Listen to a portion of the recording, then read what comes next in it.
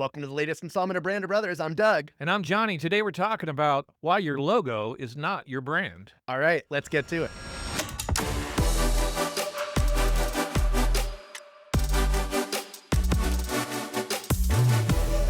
So, Doug, today we're going to talk about branding. What is a brand? What makes a brand versus I don't know. What do you say? What is a brand? What is a brand? A brand is a holistic approach to an identity. A lot of people mistake identity as being visual in nature, akin to the phrase visual identity, which is generally synonymous with a logo, but it goes beyond that, right? Because it has type and color, etc. What is a brand? A brand is a multitude of things that must begin with identifying who you are, what you do, why you do it, and the list goes on. We have a brand story, which usually answers the who you are, why do you do it, and for whom do you do it, right? Then we go out broader from that. What's your vision? What's your ultimate goal in the realm of your particular brand? Then how do you get there? That's your mission statement, right? Your ultimate goal is your vision. Your how do you get there is the mission, and you look like you have something that you want to say. Well, I'm just you're talking about vision and mission, but I think from a business owner's perspective, I have a company. I make widgets, and the name You of do my have a company I that makes do, I widgets, do, yes. yeah. And the name of my company is Johnny Diggs's Widget Express. Oh, you changed the name of your company. I rebranded. Now you just listed mission and vision and stuff like that, and a brand story you mentioned. Yeah, But how do you get from Johnny Diggs witches? I think Johnny Diggs witches is better than widgets. I think it'll sell. Yeah. So how do you get from that name even, is the name your brand? Like, is that It's part of it, yeah, right? So it also depends on what story your name tells, right? In your instance with Johnny Diggs's witches, you've told the story, right? Except people then have to ask the question, which witch are we talking about? And how do I get my hands on these witches? And also, are they allowed to? So sorry, this totally veered way off course. So, uh, how do you come up with a name? There are numerous ways, right? From a a, a heartfelt place where it's embedding your mission into your name, or it's from a utilitarian place like naming it after yourself and specifically what it is that you're selling. But the old there two guys in a truck, right? So that's a brand. it's a brand name. Okay. It's not a brand, except they generally tell you what they do in the name, Yeah. right? It's a utilitarian name Okay. for Yeah. Yeah. sure, because it's telling you what you're getting by hiring them. Right. And it certainly begins to tell the story of what you're getting, right? Two guys in a truck sounds like a moving company, and that's what I believe it is. But then there are instances where it's called Chipotle, right?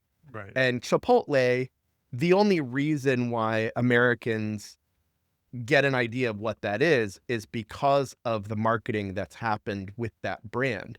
But outside of that, especially when they came around, the flavoring of Chipotle pepper was not within the American lexicon, right? This is a name that went through numerous permutations. It undoubtedly had numerous focus groups, right? It was spearheaded by a large corporation.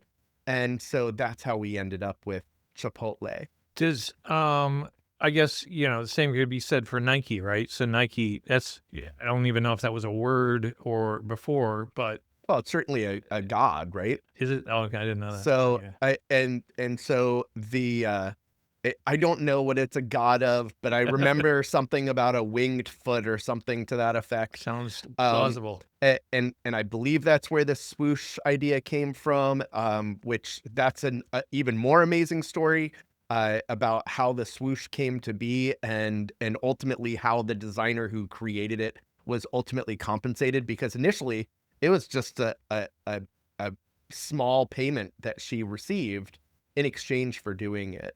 So, but what you're saying is Nike's brand isn't the name and it's not the swoosh. So it's all of it, right? It is the story of where it is today and where it came from. And it So be that makes the brand story. the yeah, there are all of these components, right? The logo is part of the brand. It's part of that toolbox, right? And so the tagline that's on the outside of the toolbox might be a sticker that says "Just do it," right?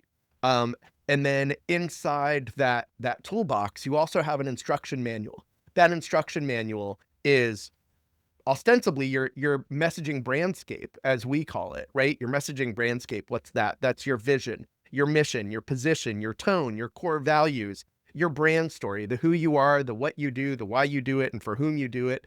All of those particular details. And speaking of who you do it, who for whom you do it, you also have your target audiences, and then we have all of our messaging. We have our broad messaging, and we have our vertical messaging. And our vertical messaging is to speak to the services and solutions we provide, and on a targeted level to each of those audience segments. So you can see why it would be important to sort of identify those ahead of time, because if you're going to spend money marketing, you got to kind of know, I Yeah, think, it's the why. Why are you marketing? Why are you spending that money, right. right? Yeah. I mean, like the idea of putting a billboard up by the side of the road um, might get attention, but what kind of attention are you trying to get? Are you looking for people who are driving by? It sounds like you're talking about another episode where we maybe get into marketing funnels, but but in that instance, right? Because a billboard is, I generally refer to them as a vanity project because it's part of an awareness campaign. Right. It can be peripherally part of a conversion campaign, but who is going to be driving by Well, at 45 miles per hour taking a picture of a QR code? but yeah, that's true. I every time I see a QR code on one of those, I wonder. But I'm talking more in the terms of a brand. I mean, when I when I drive around, anybody in this day and age, you see tons of brands, and one of the places you see them is on a billboard. You see, Sure, John Morgan, one of the huge brand, right? absolutely. Probably the largest lawyer brand in the world. He is a large lawyer. He's a large lawyer. But and he has and so there's a logo for Morgan and Morgan, but almost in my mind, he is the brand for Morgan and Morgan. Can He, the person be the I, brand? a person can definitely be a big part of the brand. Can they be the brand? It really depends on how it's presented. For the most part, he is definitely the brand, which I find kind of ironic considering the fact that he can't even practice law. But it doesn't change the fact that, there's the and Morgan side of that, which is his wife, who is also an attorney, and then his children. He has a few children that work at the firm. If I assume they're partners, who are also by the last name Morgan. Morgan's. So it's Morgan and Morgan and Morgan and Morgan. But from a personal brand that transcends into the actual professional brand, of course that can definitely be a thing. While we're touching on there, there's I guess some potential pitfalls about tying a personality or a person to the brand. If that person becomes toxic in any way, it can have adverse effects on the brand. For Sure. example, what's happening right now with Tesla and Elon Musk. Or what happened with Papa John's, right? So you have people who have made polarizing remarks, and as a result, there are individuals who basically use their personal philosophies to drive how they consume, right? And so when you're talking about Tesla, there is a whole segment of society that is saying, no, I'm not going to support this brand, despite the fact that it generally is a net positive for society. But because of the perceived toxicity that he puts out there, nobody wants to put money in his pockets that make it possible for him to evangelize his But it's ideologies. gotten to the further to the point with his product, which Oh man. used to be Twitter. He's actually actively suing other brands Oh, that's right. who aren't advertising because they don't want their brand associated with the stuff that's being published on his platform. Well, I mean, could you imagine being Coca-Cola and having Grok say that, something that is Nazi related, that is alongside Yeah. Coke? Why would they Ephemer take that no, risk? not Yeah. yeah, it's a terrible idea for a brand to engage in something that could be potentially toxic, especially on a global scale, right? We're talking about something that is megalithic, and so megalithic brands don't even wanna touch it. And then when you're looking at smaller brands, it when you're talking about small businesses specifically, it becomes cost prohibitive and then begs the question, why would I spend a few $1,000s a month that might be close to 10% of my net? Why would I risk that alongside a toxic brand?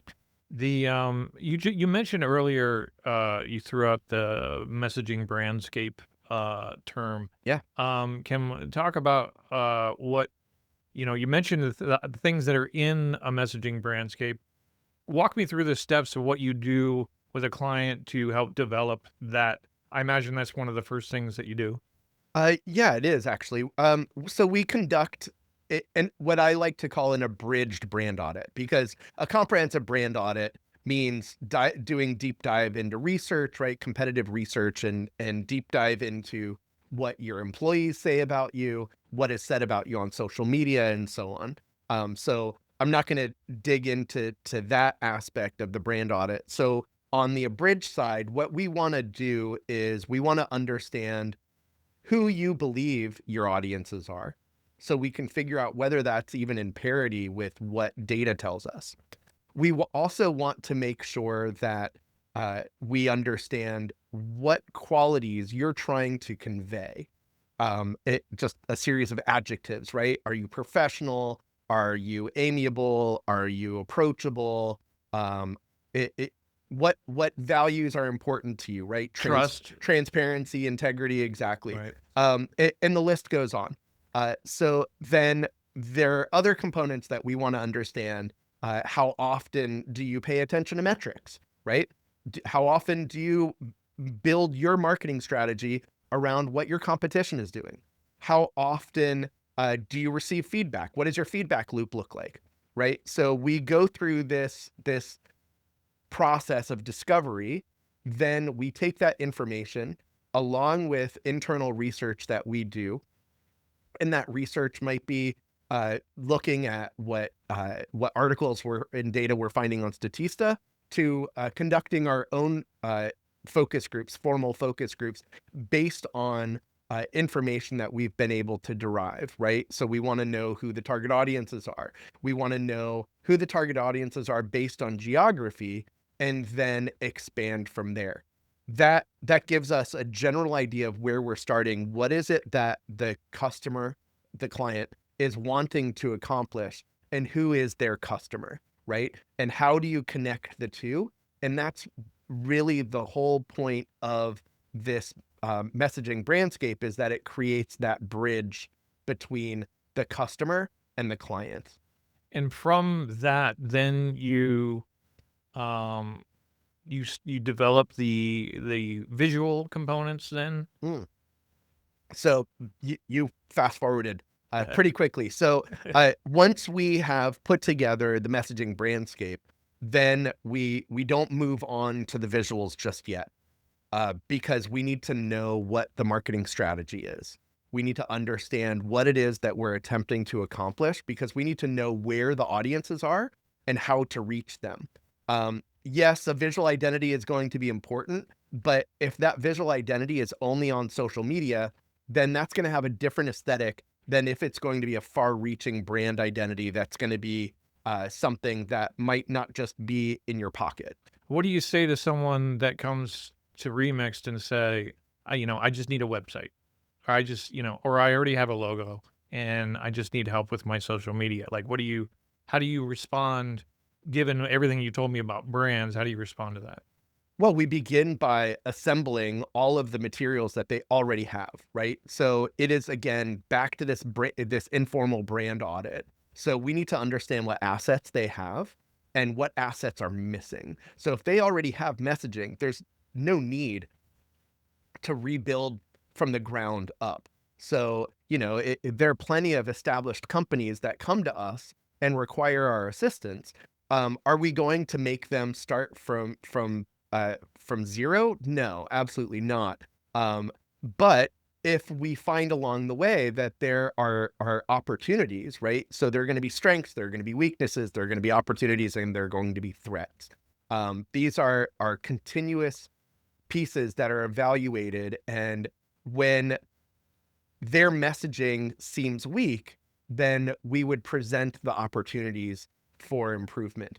And the same is true for their visual language. And the whole point, though, there needs to be a reason, a justification behind changing a logo, for example. Why are we changing it? Are we repositioning the brand? Has our message changed? Have our audiences changed? What exactly has catalyzed this to occur? I just recently was watching Jaguar came out with a big rebrand recently, and there was a lot of controversy over why they did what they did. Mhm. And And I guessed correctly for the it's record. yeah. We'll talk about what they did. So basically what they did, it 'Cause was Jaguar's is a epic brand, right? yes, it was a fassibly Passable. fassibly. It was a fascinating case study on exactly what not to do when it comes to a branding campaign. It was a tremendous success in that it got a lot of people talking, but it was an even more epic failure in that we found that the data simply did not back up the decision. And that's what makes these kind of undertakings questionable. In this instance, there was no question in my mind that this was them unveiling their electric and hybrid vehicles, right? They know that they have a classic vehicle with a very specific audience, and that audience is going to age out for them, and that the up and coming audiences for them, their target audiences, their consumers for them. Their brandscape said to them. I mean, basically, they had these old English vehicles and people liked them for being a classic car, Right. right? But people are gradually moving away from fossil fuels toward renewables. And as a result, Jaguar felt it imperative to pivot. The problem is sometimes when you pivot, it's too fast and it's too hard. And if you pivot too quickly, you're gonna drop the couch. There was definitely some couch dropping, I believe, because the backlash over that Jaguar campaign. Although I agree with you, the from all the look of all the new vehicles, they're moving away from that classic look. They've moved away from the classic logo. So all the new colors are sort of bright and interesting maneuver. So as we wrap up here, talking about the difference between brands and logos, but obviously they're interconnected. What would you say to someone who is looking to maybe give their brand a new look, a new refresh? Like how would you suggest they go about it? The first thing that I would recommend is that they call me. No. The first thing that I would recommend is that they come up with qualitative and quantitative reasons for the decision, right? That it shouldn't just be for the sake of making a change.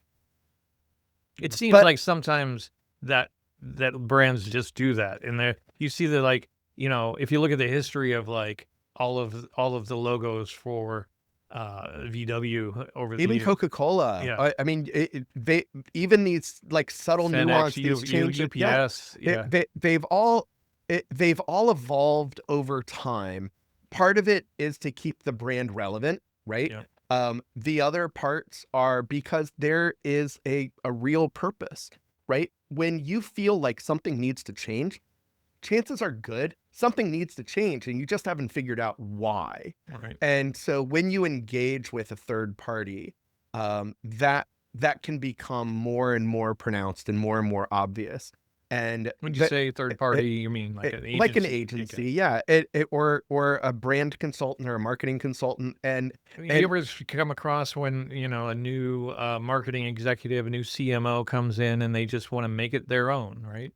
yeah, that definitely happens, and I've definitely experienced it where it made no sense to anybody, except for themselves, and generally hubris and ego shouldn't be the driving factors Right. behind But many times a it brand seems like it reposition. is. Yeah, for sure. I've definitely witnessed that. But there should be a justification, and that justification often comes about from either reassessing or reaffirming your messaging brandscape. And that messaging brandscape again is your vision still aligned with what the long-term ideal is for the brand? And then is your mission, your way of getting there, is that actually in lockstep with how you need to be and how you need to perform in order to get to that ideal place? Then you have all the other pieces that fall underneath that, right? So answering your brand story, the who, the why, the what, the when, all of that good stuff. The how, in any other questions you'd like to ask. But so yeah, I feel like when it comes to making a brand adjustment or brand repositioning, that it's just important to be introspective and figure out why are you doing this, and then how should you do that, right? What makes the most amount of sense? Stop. I stopped. No, I was saying like, it seems like we see a lot of these brands. I'm for some reason I'm thinking of Airbnb, but other ones that seem to come out with a new logo that isn't necessarily that significant change. It doesn't seem like that. It's just like, oh, it's a new font, or it's they have But the thing is that there is purpose behind it. We just might not see it. we just might turn our nose up at it because it feels inelegant, right? We've seen this happen a lot, especially with luxury brands. We call it reblanding, where they've gone from having these beautiful serif typefaces or these beautiful script faces that were originally hand done, and then it's simply been replaced with Helvetica. And Helvetica is an amazing typeface, but is it the right typeface? Not for everyone. That's a good place to end this because we all know that Helvetica is not for everyone. Thank you for tuning in to Brand of Brothers. A big thank you to our presenting sponsor, Remix, the branding agency, along with production assistance from Johnny Diggs, Simon Jacobson, and me, Doug Berger. We can't forget music by PRO. Speaking of not forgetting, remember to do that like and subscribe thing and find us at brandshowlive.com and follow us on the socials at Brand Show Live.